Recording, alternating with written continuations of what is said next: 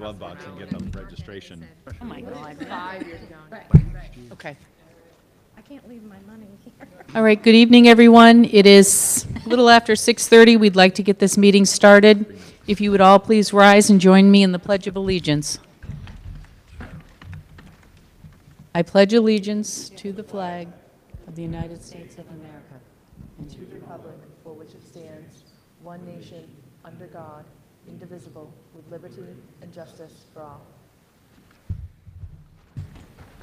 Thank you. Good evening, everyone. Just as a reminder, this meeting is being recorded. This little device over here, because our remote cameras that are mounted are not working tonight. So audio, I assume, is working well, just video is not.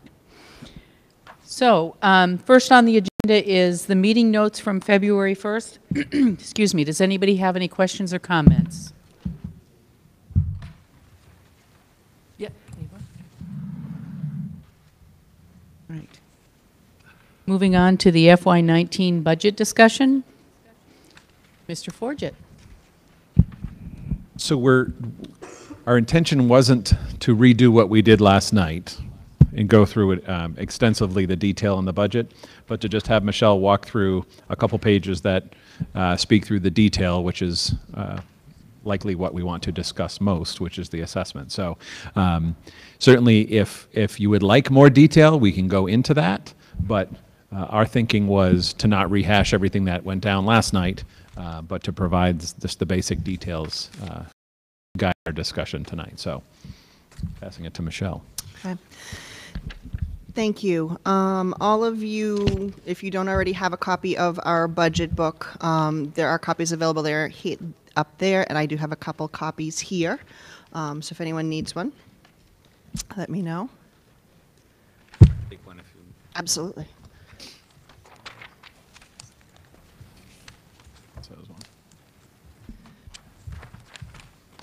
As Brian stated, we're not going to go through a ton of detail. We went through a lot of detail last evening, and we have gone through some of the figures previously. But I just wanted to point out the first few pages, or maybe the first 5 pages or so in the budget book. The first section, starting on page 1, is our initial budget request. This is just a summary of all of the that were submitted for the FY19 budget. Leadership team prioritized all these requests into a must-do, cost avoidance, top priority, and low priority.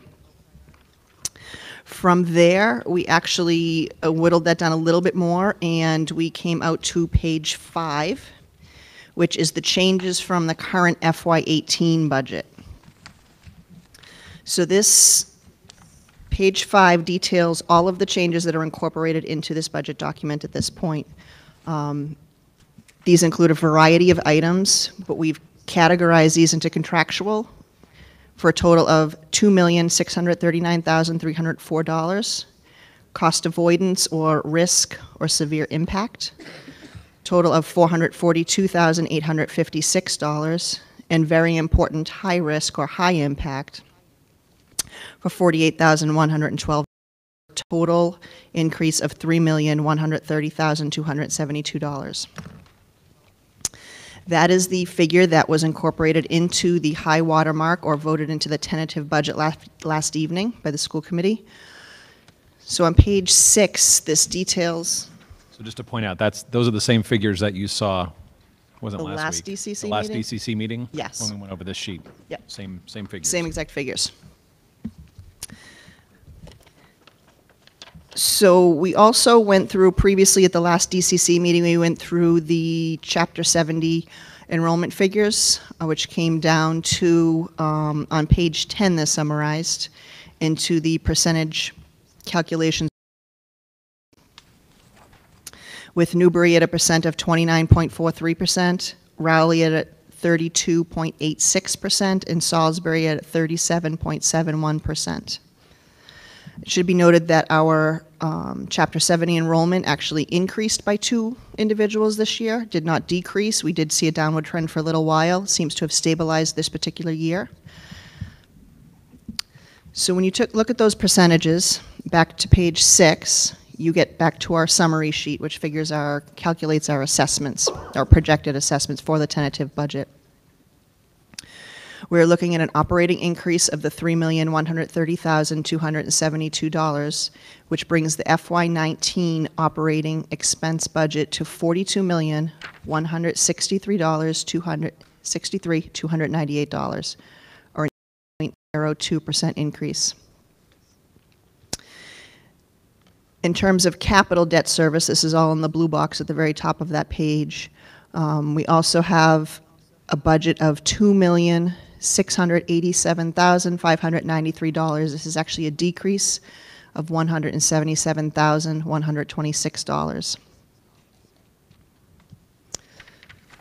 So if we look specifically at the operating portion of the budget, not the debt at this point, we are projecting local operating revenues of $9,850,625.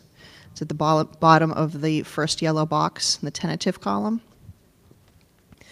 If you take the $42,163,008 and subtract that operating revenue figure, we come out to a net general operating assessment of $32,312,673.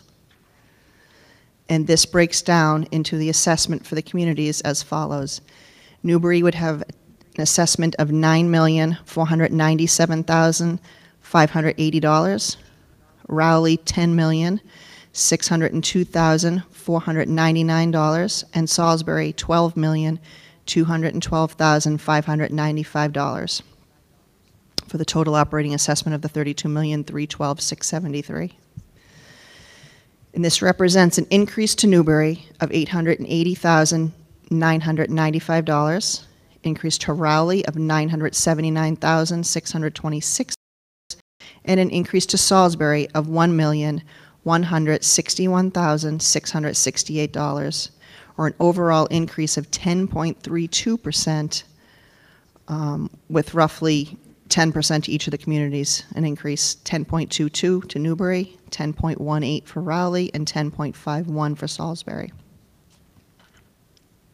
And it should be noted that the difference of that column, the difference in the assessments, is increasing by the $3,022,288, not the full $3,130,272, and the difference is the increase in projected revenues at this point. Obviously, our revenues are not keeping pace with the increase in our expenses. And down to the very last box on that one page, the capital assessment. So for the total capital budget of the $2,687,593, that breaks out to SBA reimbursement, a tentative budget for Newbury of $150,832, tentative capital budget for Rowley of $168,400, and a tentative budget for Salisbury of $608,817 for a total capital assessment of $928,049. And I am not going to go through the detail that I certainly went through last evening with all the questions and changes in the budget. I just want to also just point you to the page. I'm certainly not going to go through it on the charts on page 12 and 13. It just summarizes our current budget for the FY19 tentative budget, our current FY18 budget, looks at the change broken down by school. The chart below it actually breaks it down by Department of Education function, or DESE function. And then on the reverse page 13, it breaks it down to what we call a logical category. And we do have the pie chart below that actually showing the percentages of each of our categories and what the FY19 budget is looking like when we break it into a pie chart. So if there are any questions or specific areas you wish me to go through, please feel free to ask. Wilma? I'm not real familiar with this, but is the capital assessment included in the town assessment, or is there a plus? It's in addition to. The yellow box and the light green box are to be combined. So it is not included in the figures in the yellow box in the operating assessment. So is there a bottom line figure anywhere in this document with everything added together for what we are? There is not, no. But that, I mean, Thank you. we've historically done it that way. I Okay. think the town administrators, managers know that the green box is much more known. Those are based on 20-year bonds. So Neil knows this is the last year of the payment for Salisbury Elementary School, so Right, we know that. those are figures they've had. And So I guess my question is on page 7, once again, you have Salisbury down for 12 million and change. On the bottom line there? Yes, yep, the total assessment. The 600 is not added into that, that's an additional Correct. cost. Correct. It's usually, So you win? We win for the highest amount. you have the highest Oh, amount either way, assessment? yes. Oh, absolutely, unequivocally. Yes. You have the most debt because you have an elementary payment Right. right now. Right, Um, okay, no, that was my question. Rowley's, Thank you. Rowley's ready to pass you in that regard when they take on the debt for Pine Grove, but absolutely. And the key to that is on page 10, where Newbury now owns less than 30% of the population, Riley just shy of 33%, and Salisbury just shy of 38% of the total student population. So that disparity is much this year, but that has what has been growing more disparate over the years. And it should be added that those figures are typically kept separated due to operating assessment certainly is not a debt exclusion or some sort of an override, and the capital assessment is typically something above Proposition 2.5, so therefore they have to be accounted for differently at the town side. I get it.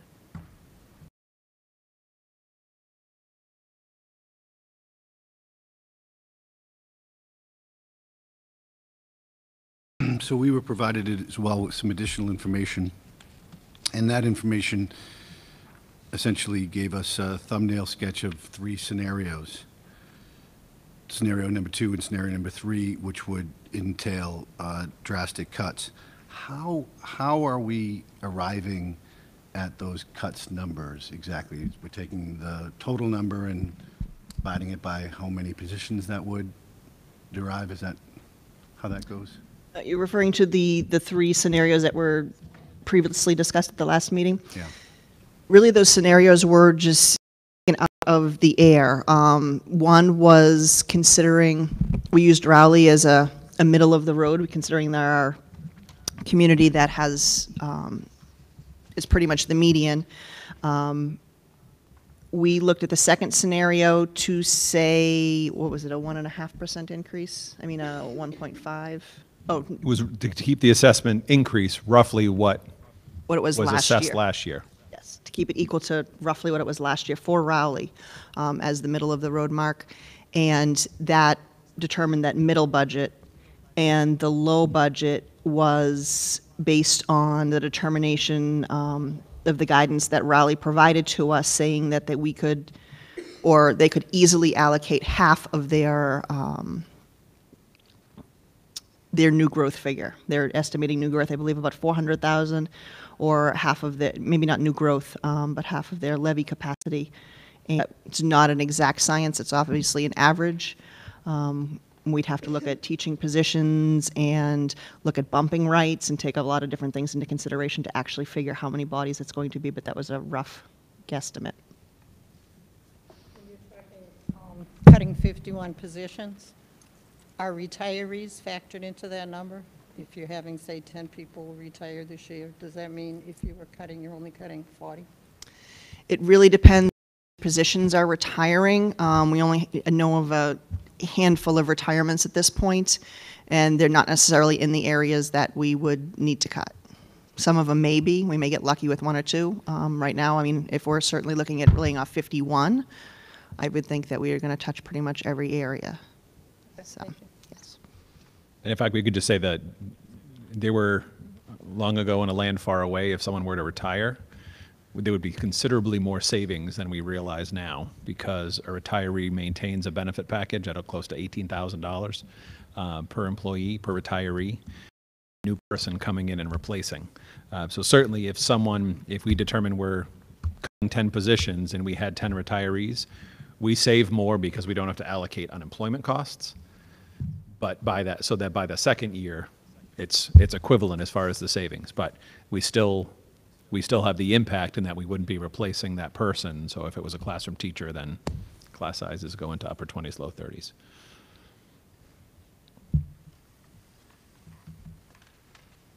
As kind of a conservative, Jeff, just pull that closer, please. That's the microphone. all right, I'm doing my musing again, guys. As kind of a conservative person, I can remember when a little bit started and the idea of an override came up. And I'm going to talk to the point of what could occur, is when the override conversation first started, we were still, I think, as town leaders, looking strongly at the second choice, which still would have taken overrides in certain towns.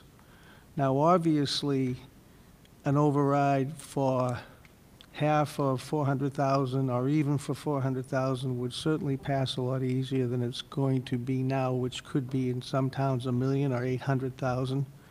So I just thought as we go forward, there's a lot of risk in this, in that if we don't get 2 towns, then you are going to go right back to that first budget, almost like don't pass go, because the overrides won't pass, because they're going to be big. So it's a real calculated risk that we have here. So, and I just wanted people to maybe think of it in that way. I think it bears everybody that the budget that we passed last night at school committee is the tentative budget and is traditionally the high water mark, meaning we will not go above that.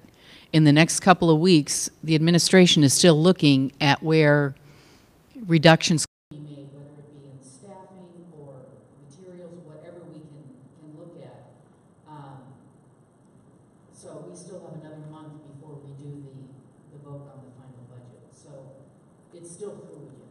All right, great, thanks. And that means that maybe some, might be needed to help that override as a final number, too. Absolutely. Because it's daunting. Oh, yes. No, there will be definitely a lot of work done to look at a lot of different areas, even areas that we are just starting to talk about now and we haven't even considered. So there's definitely a lot of work that we need to do prior to the March 14th budget. So we will be doing that. So I can guarantee you that we will not be at this number on March 14th, even though I'm not a school committee member, but I can say that with confidence. I can back that up. Peter, can you just use that mic, please?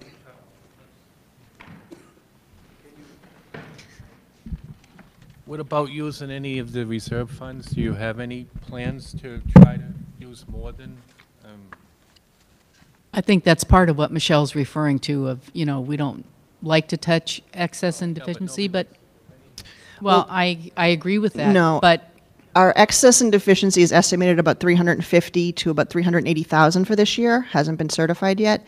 We are using 100,000 of that in the budget here. Last year, in June, we had to use, actually it was in mid-May, we had to take the vote. We had to use an additional 240,000 of that to cover our special ed costs. I anticipate that we will be in a similar situation this year, so I do not think we'll have any additional E&D available to apply to this budget. Tina, just have a quick question. Michelle, can you just remind us what's recommended for E&D? It's like 750,000 or some figure up there? 3%. Yeah, it's 3%, but anything in addition to, is it 5%? We do have to return to the member communities, and we're nowhere near touching that 5%. There are regions who are returning money to member communities. I wish we had that problem. But, so you figure roughly 3% of the current operating is 39 million, so round that to $40 million. That would be 1.2 million would be that 3% mark. Right.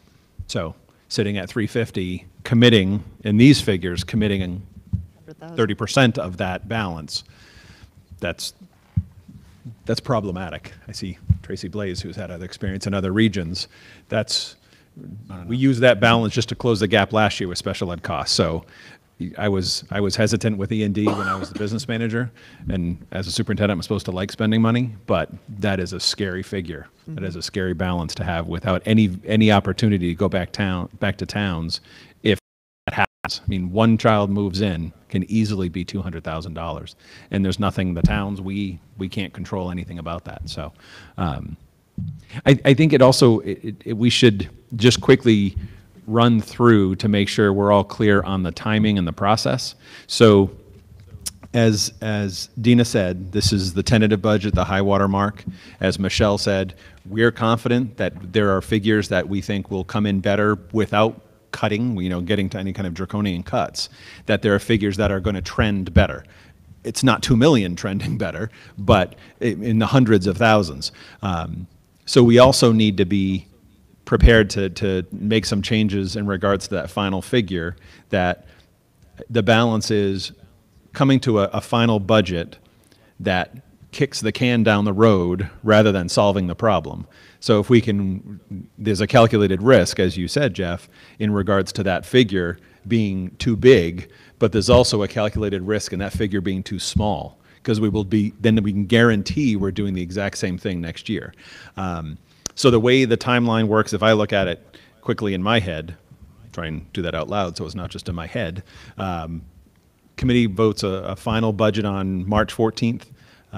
Town meetings are April 24th, April 30th, May, early teens, 12th. It's the second Monday. So the 8th is a Tuesday. At the 14th, Monday the 14th. So we would absolutely know by the 14th. We could potentially know by the time we get to a vote for any overrides on the 8th. We could potentially know by that second town meeting on April 30th. My recommendation would be to the school committee to actually bump out our the May meeting. It's currently on the 9th, I believe, is the Wednesday. Bump it out a week to the 16th, which is the night after or 2 nights after the Salisbury town meeting, so that the committee would be ready to react. So as soon as, and again, this is for those watching as more than those around this table, but to clarify, people often will say to the committee, say to us, make sure we go for the override. That's not the administration's or the committee's purview. That's a decision obviously you as the towns need to make. But with those decisions,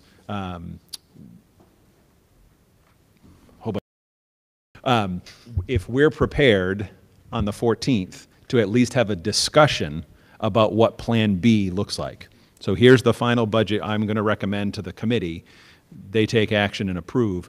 We, in 4 weeks' time, need to be prepared to talk about, in a lot more detail than an average teacher salary divided by the total cuts, to be talking about what we would say on March 14th, here is how we would propose to reduce programming and services to get to a Plan B.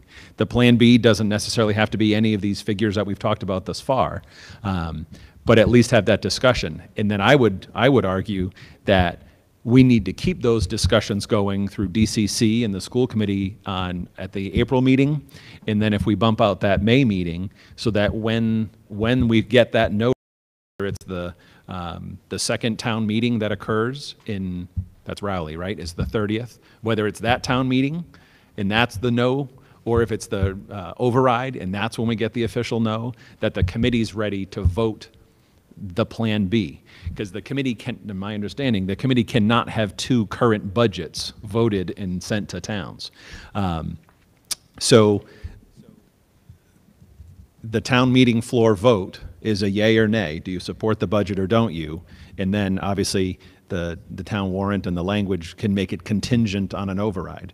So if we get those failures, 2 of 3 town meetings say no, it comes back to the committee. The committee has 30 days to react.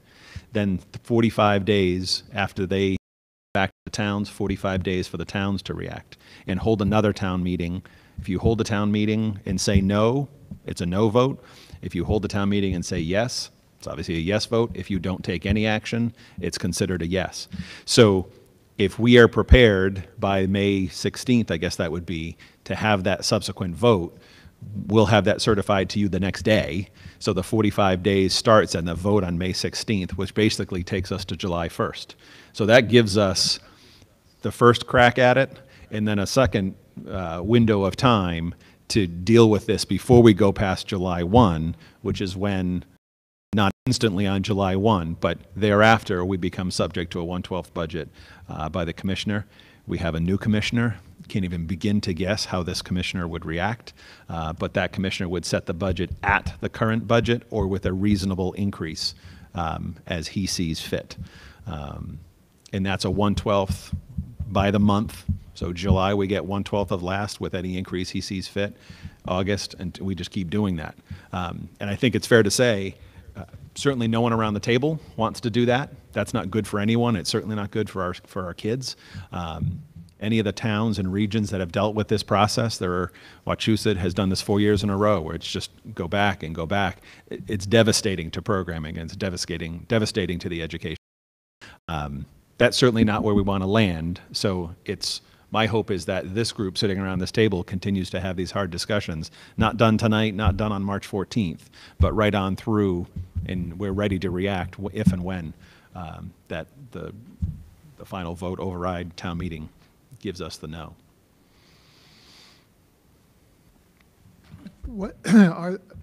What increases are projected for the faculty and programs? Are there increases in this?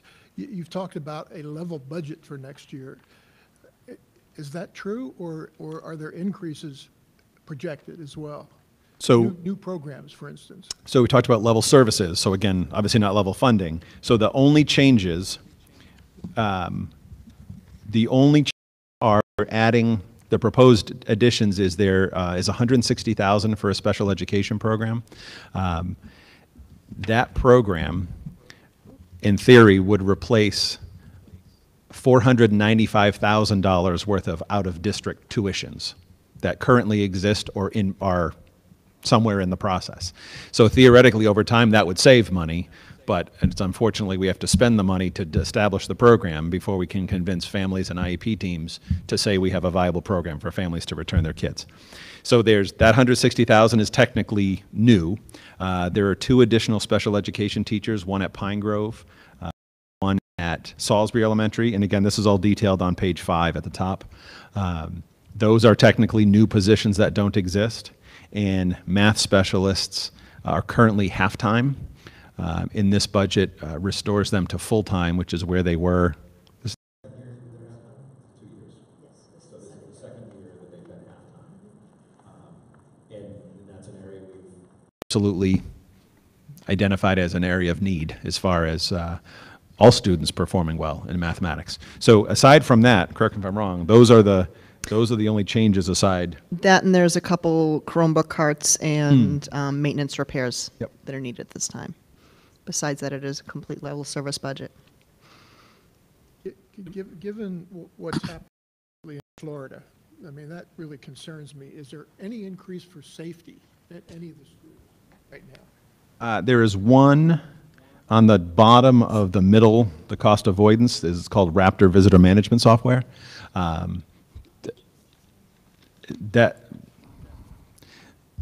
What happened in Florida, there are things that we can prevent. We learned later today, he walked into the school. So there are certainly things that we can do to make sure anyone who is unwanted is not walking into schools. So I'm confident in our protocols. Are there areas that we can change? Absolutely. I tried to make that clear in an email that I sent out to families today. Working with the 3 police chiefs to we'll call it tweak our protocols. We have monthly safety committee meetings with principals, assistant principals, office staff, fire from each town. And I met with the 3 police chiefs who are working jointly to tweak our protocols to make sure that we have a regional response. So if something goes on this campus, we can have Newbury, Rowley, and Salisbury police respond, and they know this building, they know the protocol. So there's value, and certainly I appreciate the 3 chiefs working together. So there are things that we can do to prevent someone easily just walking into a building, which it appears like it happened in Florida. There are other things, Sandy Hook, there are things that we can't control, and there are things that if bad people are going to do bad things. So There was a proposal. So the one thing that is in this budget is it's the Raptor visitor management software. That actually is an access for office, or it's at controlled access for offices when someone signs. It allows us, when we had presented, it certainly allows us to have folks who have been queried and background checked. It allows us to scan their license. It tells us where they're going. It instantly runs a sex offender. Every time someone logs them in, it 10 seconds, it runs a sex offender registry inquiry. For us, one of the biggest concerns in ensuring student safety is the number of restraining orders, prevention orders, parents that are not allowed to pick up kids, and that is a lot of information for school office assistants, principals, nurses, to be able to have that all in their head. So when someone shows up and says, I'm picking up so-and-so, all that information can be inputted to the system so that if so-and-so identifies themselves, I'm here to pick up Betty, the system would pop up and say, nope, he doesn't have access to pick up Betty, allows us to deal with the situation. The other piece that was included in the original proposal and did not make it was 50,000. Is that the number? 50,000 for cameras, remote access cameras, to make sure that literally every nook and cranny of the access, again, that's not every nook and cranny of the building, but those access points that we have concern about, make sure that there's video monitoring of those. Any of our schools have that kind of monitoring right now? No, not to that level. Actually, when Pine Grove School is done, I think the number is 38, 39 cameras, and that will be unlike anything that exists. We have cameras at the main entry doors. We're actually putting a fix in place at this campus, at the main high school entrance, because the view is obstructed, so to make that better. And so the access points, but there are doors in this campus out back that we don't have video monitoring. Pine Grove has all the main doors. Newbury has the front doors. So the proposal for 50,000 was to give the offices a live view and a recorded view of all of the egress points, the common egress points. I mean, all due respect, though, Please use the mics. I can just walk in right now, and there's nobody at night to watch. I mean, night is when you can have an incident like that. It doesn't have to be during school hours. It could be after school hours. I completely agree with you, but that's a significantly costly problem to solve because the buildings are used so much by the community. So if we were going to basically put monitoring, so that all of that access control is managed, if you will, or controlled in the main office, if we're going to staff the main offices, and if we have meetings until 9 o'clock at night and we have to staff that until 9 o'clock, that's significant costs. So we haven't figured that out in talking to other superintendents and principals when I was a principal. That's absolutely unequivocally the hardest point to figure out is the after-school hours. But as you said, you're absolutely right. Someone could find their way in, hide themselves out, and they're there the next day. That is... Example, there's a basketball game, tons of people, all over, the parking lot is full. Yep. How do you prevent any problem there? We can't. I mean, we need to be honest and just say we can't. Has that question ever been proposed to the legislature to see what they might want to do to help the schools become more secure? We've certainly had discussions. I think they see the reality that the cost implications of that are so massive that it's not something that they even can wrap their heads around. Certainly, when you're building a new buildings at this point, so Pine Grove being relatively new, it's a renovation, but will be, except for the structural, it's going to be a relatively new building. That building will be equipped, hours we've spent looking through the safety protocols, and when one access point is opened, it locks other doors, and so that's all well and good, but that's hundreds and hundreds of thousands of dollars as part of a building project, which is now standard. That certainly wasn't a standard when Newbury, Salisbury, or this campus was redone 18, 25 years ago. Something that really hard to understand, but 46 or 47 years ago, I was a member of Teacher Corps. I did a master's degree, and I taught in an elementary school in a poverty section of Worcester, and it was called Great Brook Valley, and it was a real tough area. It was welfare housing in Worcester. We had a community school. It was open all night long for anyone to play basketball. So things have drastically changed in 50 years. Absolutely. Absolutely. So Brian, I want to circle back to what we were talking about before about adding the program with the SPED. Everybody around this table and on air knows the importance of that and the opioid crisis that's coming and the effect that that's having on children, and that this SPED program that we're trying to pull together for $160,000 is going to allow us to certify in-house kids that need special services, IEPs, as opposed to sending them out of district just to be evaluated. So this is really a very proactive step that we're taking to It's try to absolutely- control our most wild card part of the budget. Yep. The SPED is the wild card. Absolutely. Absolutely. And that the math specialist is to deal with some math scores that are bad. Yep. Yep. Yep. It should be also noted, I just want to add, the SPED program is just for the lower elementary grades, I believe, at this point. It would not cover even all the entire elementary grades, because it can only be a certain span of grades. So we're looking at the highest risk right now, and where we're seeing most of our outplacements and most of our evaluations. So we target it towards that area. And I will say again, the current estimated tuition and transportation for those 9 students, 4 of them out, 5 of them in transition, we're assumed they'll be out, is $495,000. So even if it cost us twice that, and it cost us $300,000 to put that program into place, it's still a significant savings in hundreds of thousands of dollars. So as Michelle said, there's an age span. It's only a few years that you can mix students. You can't have a first grader with a sixth grader. So even if we need to expand over the coming years, adding a teacher, a BCBA, an IA, some support is going to be considerably less costly than sending these kids out one at a time at $45,000 for a tuition and another, $10,000 on top of that for transport. Dan, did you have a comment? Just wanted to say that this discussion is illustrative of the fact that this is the, I believe, 7th year of austerity budgets that this committee has looked at. And we are in the worst crisis that anyone can remember in terms of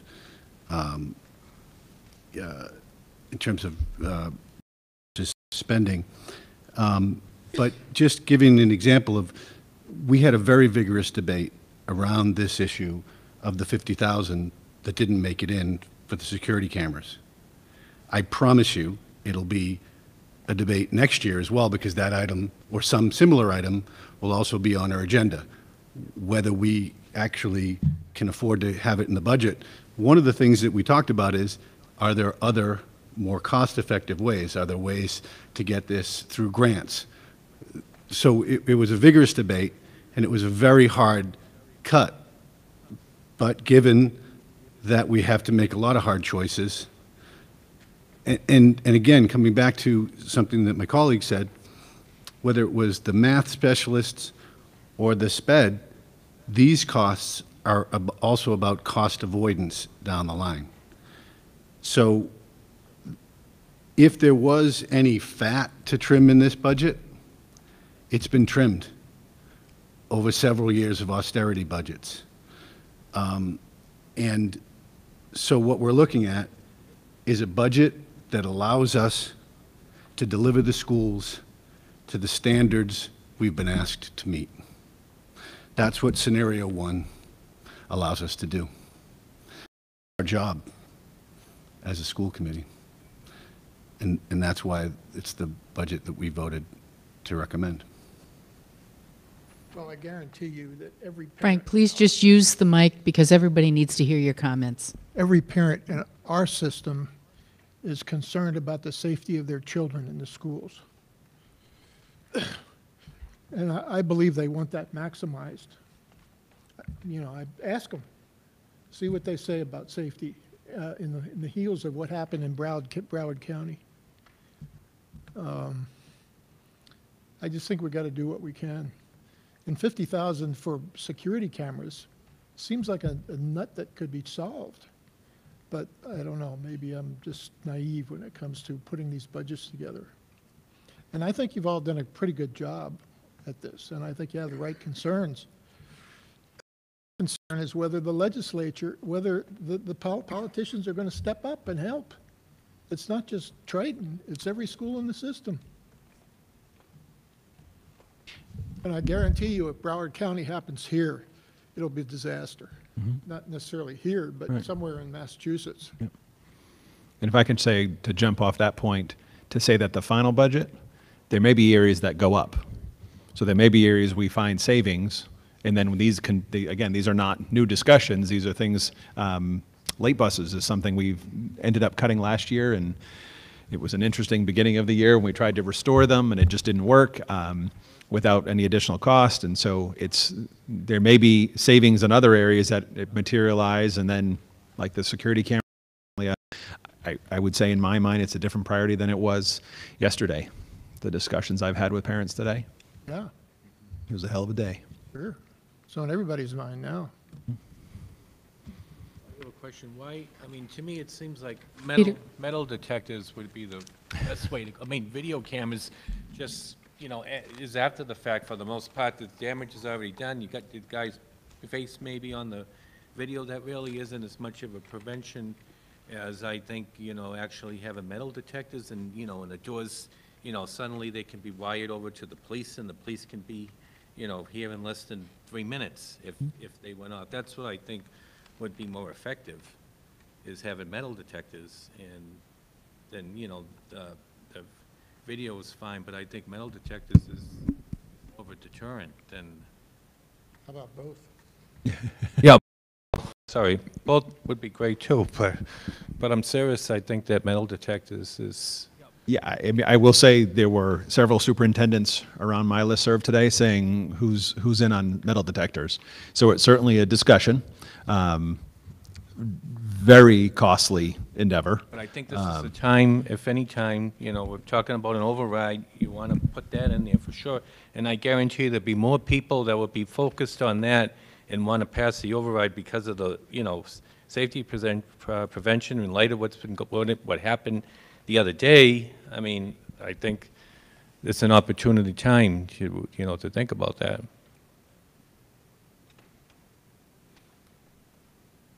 I would say it's certainly something to discuss. I think it's a much larger, that's a much larger discussion. You change the culture when you put metal detectors at your front door, this becomes a very different place. Yeah, as much as I understand the current fear that everyone is expressing and the concern, I think that's a horrible idea. I went to this school. Walking through metal detectors at the airport is awful. If you make every student walk through a metal detector, they're going to come to school pissed off. And that's a hard way to learn. And the nightmare of students through those doors with their bags, with their cell phones, it is a cost that far exceeds the benefit, because someone who wants to shoot people can just shoot the line of kids waiting to go through the metal detector. It's a dumb solution.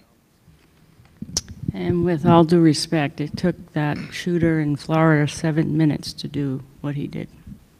So metal detectors aren't going to help if he wants to shoot people. Well, he has to get through the building. Dina, could I clarify something too? Yeah. I don't want you to think that we didn't take security very seriously when we had this vigorous discussion. We did. We looked at this in a very thorough way, and I would refer anyone to the message that the superintendent wrote today. We are on top of this. But my point about the money was that we are in a situation where we're having to make very difficult choices.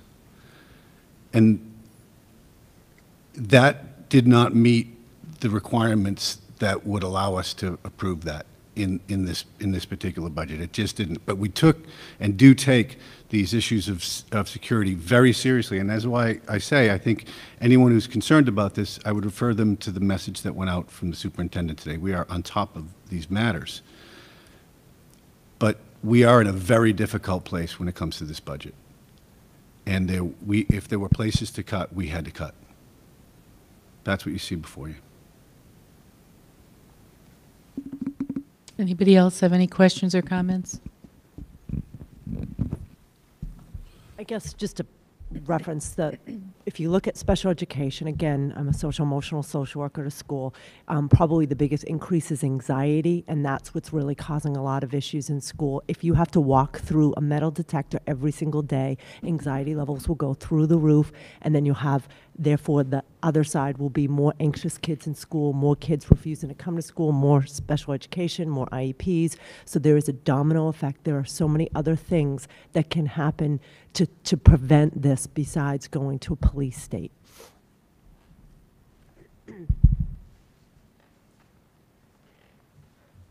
Any other questions or comments?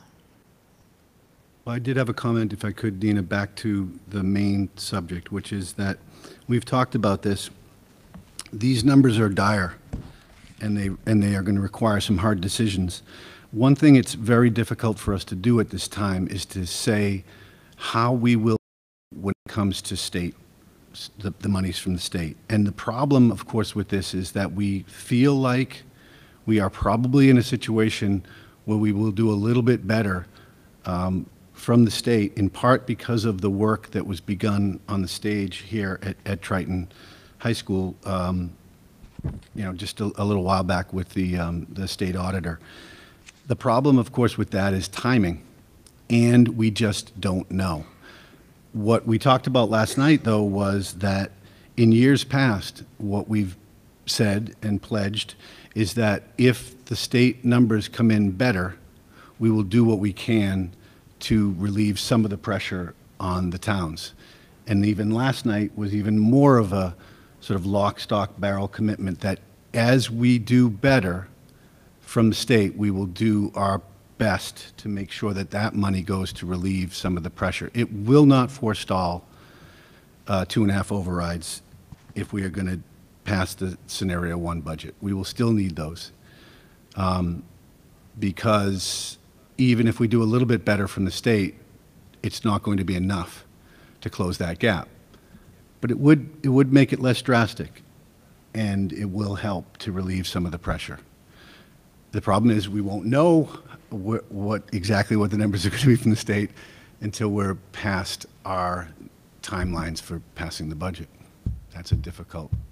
And then I just want to make one other point, and that is the following, that come what may from the state this year, we will take care of our own in the Triton Regional School District. We will. And if we have to, we will fund the schools locally this year. But I will tell you that the effort to bring more resources from the state is not going to stop in this particular budget cycle. In next year's budget cycle, we are going to push for 100% transportation, regional transportation reimbursement, as we've been promised and never delivered. We are going to push for SPED circuit reimbursements at 75% plus, as we are pushing for right now. And we are going to push to get as much per pupil aid into the Triton district as we're doing this budget cycle and as we will next year.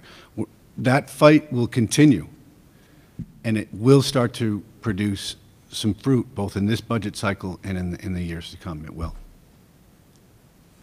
I would just like to piggyback on that. I have said this at every single meeting. I feel like I'm a broken record, but we need people to write letters to our state delegation and the regional caucus, and I would appreciate it if the Board of Selectmen would do the same, because they need to hear from the town side too, not only what you're paying and how large of a percentage our budget is of the town budget, but what it does to your town budget too. They need to see both sides.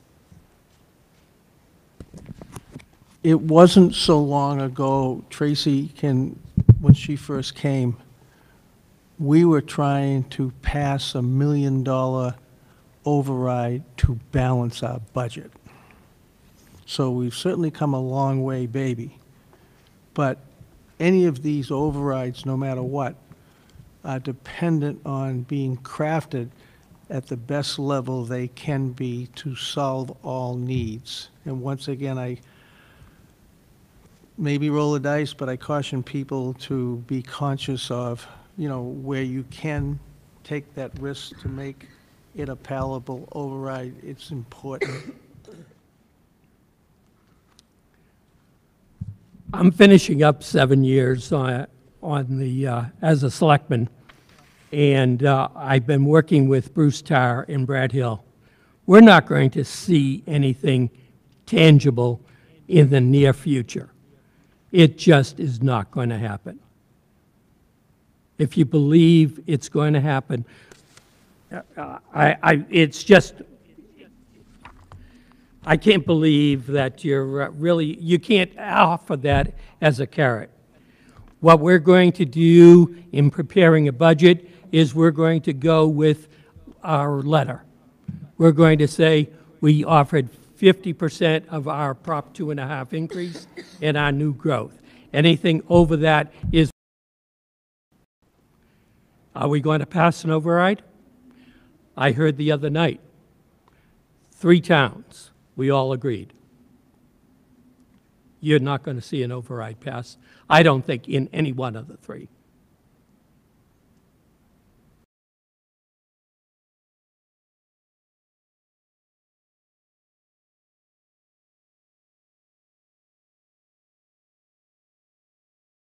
Anyone else?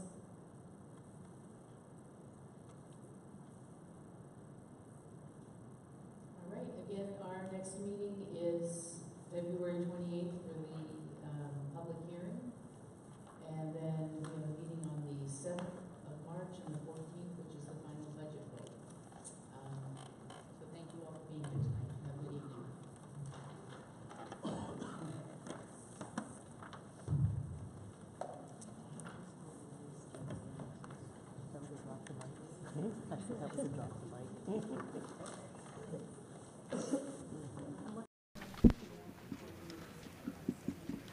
This too?